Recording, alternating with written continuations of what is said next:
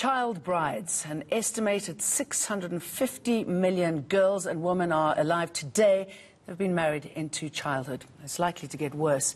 10 million additional child marriages may occur globally before the end of the decade, a threat to years of progress in reducing the practice.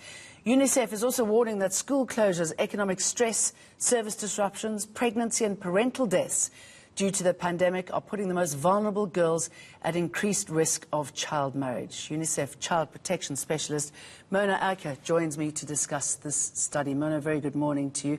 Tell us more about your findings. Thank you. Good morning.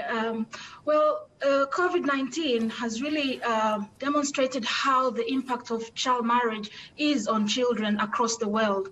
As the study particularly mentioned that 650 million girls were married in childhood. And looking more specifically in Africa, in our region, we have Ethiopia with one of the highest rates of child marriage, with 4 in 10 girls married before the age of 18.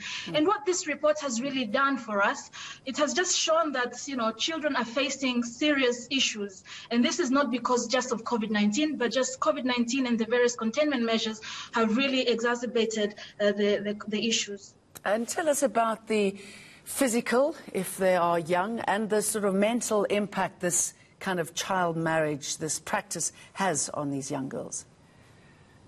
Yes, when a child is married at a young age, first of all, that most likely leads to pregnancies, early pregnancies, and their bodies are not well developed to be able to to give birth to a baby. And what tends to happen is that, and globally we have seen that a lot of adolescent deaths are a result of childbirth. And more importantly, when a child is married at a young age, they are not ready also psychologically.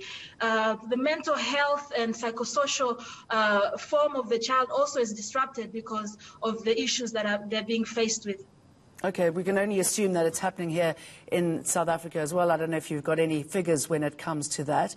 And what UNICEF was doing that was stopping this process, even if just for a little bit. Sure.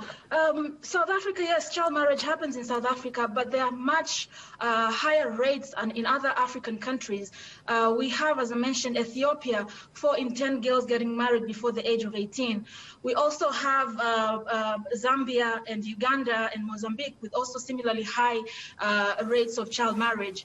And what is happening to address these issues? We have a UNFPA and UNICEF global program that is implemented to be able to address issues concerning child marriage, addressing girls' empowerment, to equip them with the necessary skills and confidence to be able to work and also, most importantly, to go to school. We also have importance of looking at the legislation prohibiting child marriage at a young age. And most of these countries that I've mentioned, Ethiopia, Zambia, Uganda, and Mozambique, all have national plan of actions to address child marriage in the countries. And progress has been made, given that we have been implementing the global program for the past 5 years. And the threat is that if we do not continue to address child marriage, we may be able to tamper the progress that has already been made. I should imagine that education is key here, because many people, many communities don't see a problem with it.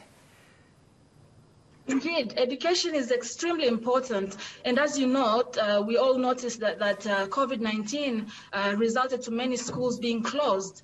And all the information and services, menstrual health services, psychosocial support, being able to talk to the guidance and counseling teachers, all of that has not been able to be achieved during the COVID-19 containment measures. And now that schools are reopening, and we are encouraging to have safe reopening of schools, we want to see that girls are being encouraged to rejoin schools and given opportunities to advance their knowledge and empowered to be able to grow and thrive in their life. What an important issue. Monica Aika, thank you for that.